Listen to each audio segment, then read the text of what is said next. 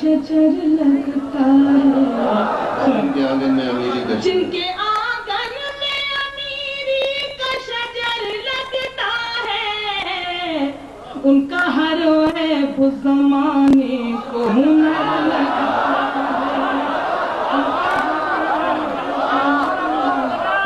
بہت جن کے آنگن میں امیری کا شجر لگتا ہے، ان کا ہر عیب زمانے کو ہنر لگتا ہے۔ اور یہ شعر میں آپ سب کو نظم کر رہی ہوں۔ چاند تارے میرے قدموں میں بچھے جاتے ہیں، چاند تارے میرے قدموں میں بچھے جاتے ہیں، یہ بزرگوں کی دعاؤں کا اثر لگتا ہے، یہ بزرگوں کی دعاؤں کا اثر لگتا ہے۔ اور جو شعر میں سنانا چاہتی ہوں یا شاعرات مشاعرہ ہے، میں اپنی بہنوں کو نظم کر رہی ہوں اور آپ حضرات کو بھی سنیں۔ ہاں، میری بڑی باجی محترمہ تسنیم صدیقی صاحبہ بیٹھی ہوئی ہیں، وہ کہیں مجھے نظم کرو۔ خالی باجی کہو، بڑی باجی مت کہو۔ نہیں، ایسا ہے وہ اتنی بڑی ہے کہ میں بڑی باجی بھی کہوں گی تو بھی کوئی فرق نہیں پڑنے والا ہے۔ سنے گا ان کو، وہ تو ناراض نہیں، لیکن آپ کو پتہ نہیں کیوں تکلیف ہو رہی ہے، سمجھ میں نہیں آ رہا ہے۔ خیر میں شعر سنا رہی ہوں، سنے گا میں۔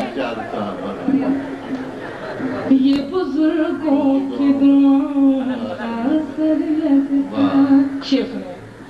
ماں مجھے دیکھ کے ناراض نہ ہو جائے کہیں، ماں مجھے دیکھ کے ماں مجھے دیکھ کے ناراض نہ ہو جائے کہیں، سر پہ آنچل نہیں ہوتا ہے تو ڈر لگتا ہے، سر پہ آنچل نہیں ہوتا ہے تو ڈر لگتا ہے، ان کا ہر عیب زمانے کو ہنر لگتا ہے۔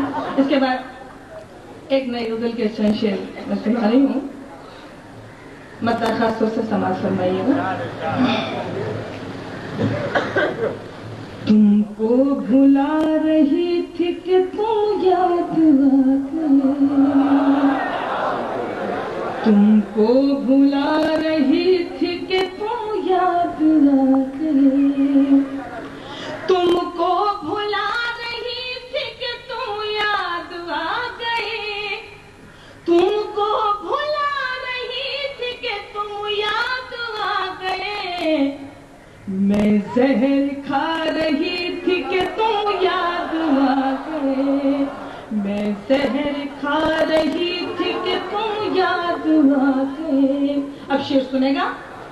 کل میری ایک، دیکھیے ذرا، کل میری ایک پیاری سہیلی کتاب میں، کل میری ایک پیاری سہیلی کتاب میں، کل میری ایک پیاری سہیلی کتاب میں ایک خط چھپا رہی تھی کہ تم یاد آ گئے، ایک خط چھپا رہی تھی کہ تم یاد آ گئے۔ اور یہ شعر، اس وقت رات رانی میرے سونے صحن میں، اس وقت رات رانی میرے سونے صحن میں، اس وقت رات رانی میرے سونے صحن میں خوشبو لٹا رہی تھی کہ تم یاد آ گئے۔ اور یہ دو شعر جس کے لیے میں آپ حضرات کو غزل سنانا چاہتی ہوں، یہ خاص طور سے یہ شعر سنے گا۔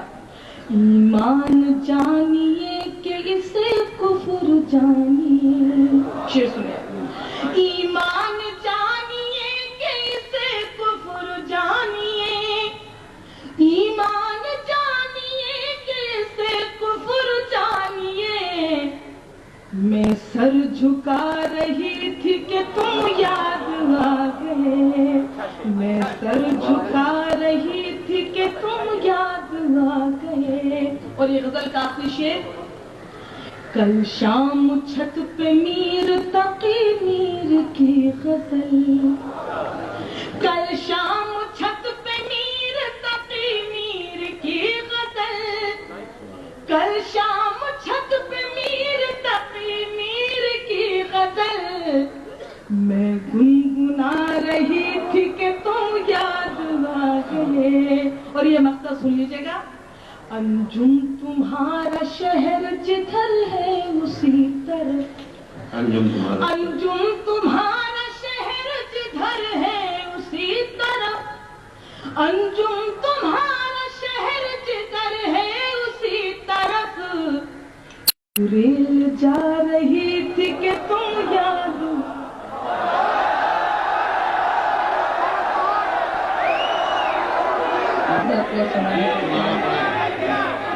ہاں میں گیت سنا کر جاؤں گی.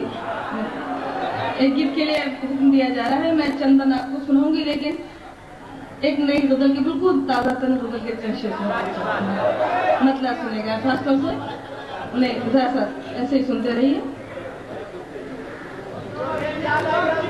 سنیے ذرا. میں آگ بہتے ہوئے پانی میں لگانے آئی آگ بہتے ہوئے پانی میں لگانے آئی تیرے خط آج میں دریا میں بہانے آئی تیرے خط آج میں دریا میں بہانے آئی آگ بہتے ہوئے پانی میں لگانے آئی آگ بہتے ہوئے پانی میں لگانے آئی تیرے خط آج میں دریا میں بہانے آئی.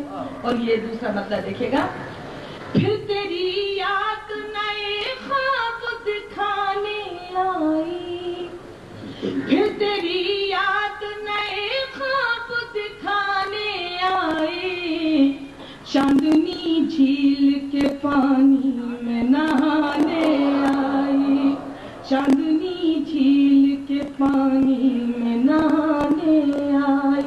اور یہ شعر دیکھے گا.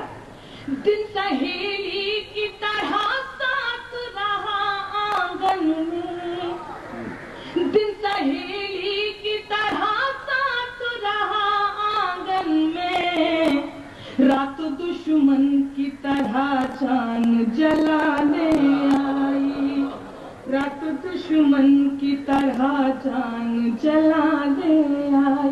اور ایک شعر سنانا چاہتی ہوں لیکن جی تو نہیں چاہ رہا لیکن سناؤ گے. میں نے بھی دیکھ لیا آج اسے غیر کے ساتھ میں نے بھی لیکن یہ سچ نہیں ہے.